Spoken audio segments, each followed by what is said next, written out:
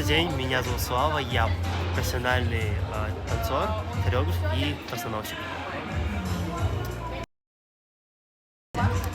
Я сейчас изучаю современную хореографию. Это у нас получается как танцевальное направление, которое базируется на стиле хип-хоп.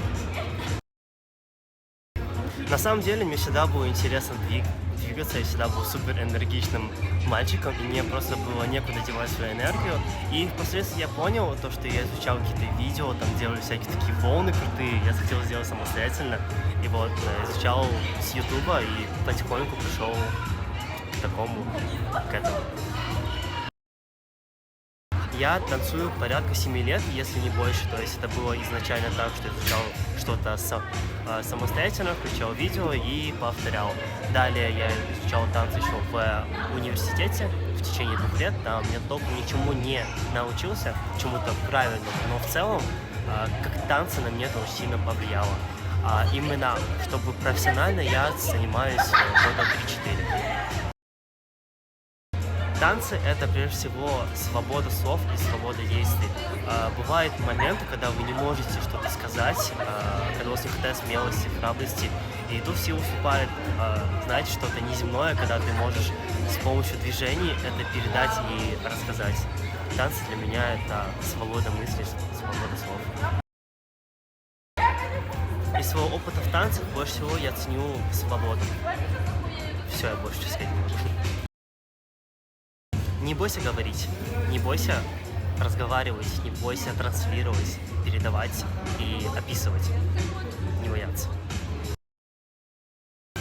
Наверное, я бы сказал, больше всего я горжусь тем, что смог побороть свой недуг.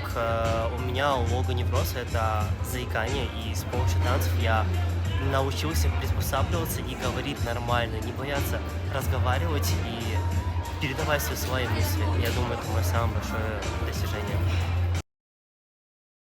Танцы изменили в моей жизни на самом деле очень много. В первую очередь это мышление, окружение. И мне было очень тяжело изначально влиться, но с помощью людей, которые окружали меня, эти люди просто, они волшебные, они всегда вас поддерживают, и это просто непередаваемо. Танцы внесли в мою жизнь только самое лучшее. Я бы сказал, что это был, скорее всего, прошлый год, был 2021. Почему был для меня сложным? Потому что после всего этого карантина было очень тяжело что-то делать, двигаться, изучать танцы и что-то вообще описывать своим танцем. И у нас было очень много всего. Мы только начинали развивать свою культуру заново, и у нас было очень много конкурсов, фестивалей и так далее. Я ко всем к ним готовился, и за тот год я был в больнице 3 раза. Я 3 раза сильно заболел, я был в больнице, наверное, в течение месяца каждый раз. И каждый раз я задавал себе вопрос: может быть, это судьба мне говорит, не надо танцевать, Слава, бросай, это не твое. Но я это смог перебороть, и спустя год я могу сказать, что у меня было опять такой случай, я сломал руку буквально недавно. Я думаю, действительно, может, не стоит, может, все знаки говорят о том, чтобы не танцевать. Но на самом деле это не так. Сквозь тернии и тяжелые события я понял то, что это именно то, что мне нравится. Именно танцы. Наверное, это были отношения с родителями, потому что вообще общение со всем окружающим, потому что мне всегда говорили то, что танцы — это не твое, у тебя не получится.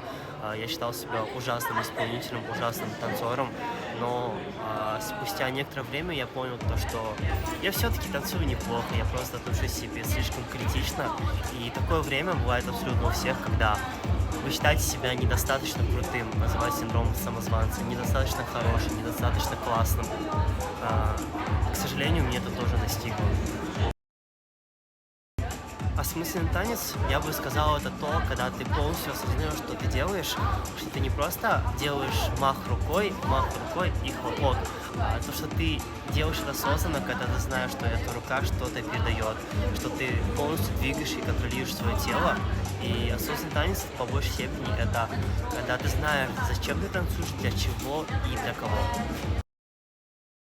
На самом деле я бы себе ничего не говорил, как есть, так и будет. Все, что не делается в нашей жизни, все к лучшему. И испытания, которые нам дает жизнь, это все нужно для того, чтобы мы стали самыми сильными личностями в свое время, в нужное время, в нужном месте, я бы так сказал.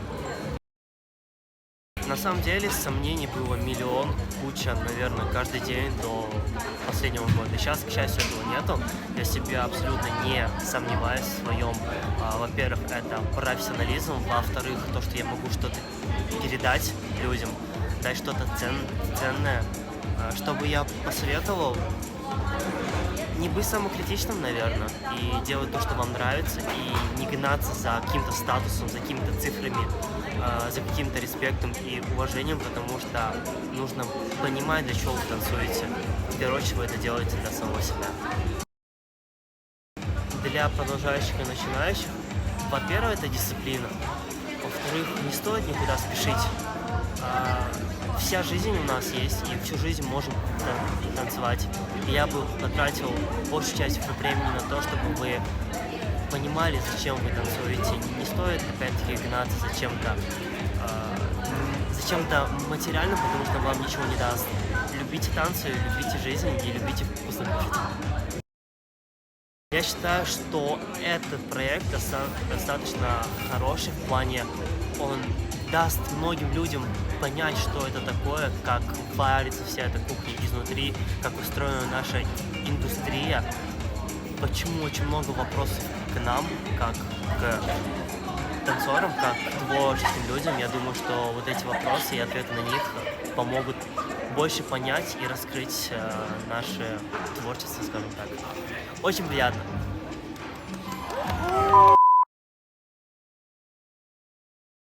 На самом деле стиль танцев, который я изучаю, это современная хореография, то есть она идет более как именно танцевальная дочь.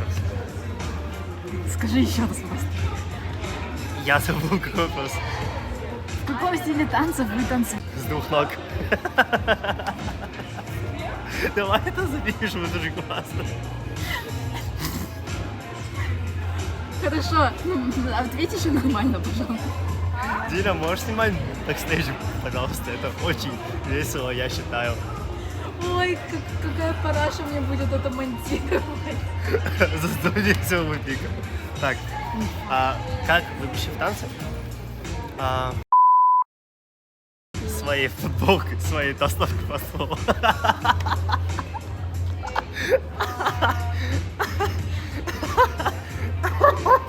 Так. Можешь спросить еще раз? Как твой? Как мой? Чем вы больше всего гордитесь за все время, которое танцуете? Так, сейчас же 2022, да? Вот, смотрите, это был прошлый год, получается. Для меня был самым сложным, так сказать, это, получается, было после коронавируса и... Давай еще раз. Извини. Какой момент вашего танцевального пути оказался перед